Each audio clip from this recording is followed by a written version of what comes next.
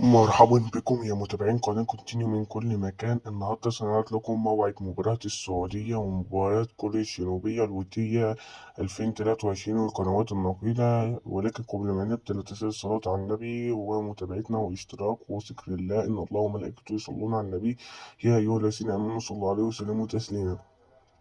يستعد منتخب السعودية المباراة ودية لاختبار أو تحسين استعداد الموسم الجديد ضد منتخب كوريا، ومنتخب كوريا يستعد لمباراة ودية للموسم الجديد أيضا، ويستعد كلا الفريقين لإثبات جدارته.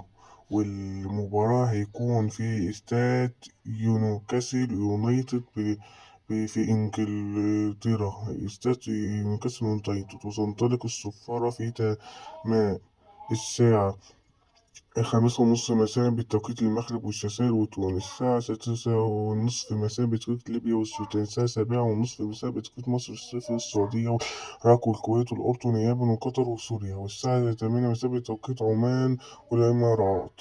وهيبقى 12/9/2023 القادم. والقنوات الناقلة قناة اس اس سبورت. والسلام عليكم وأتمنى لكم مشاهدة ممتعة.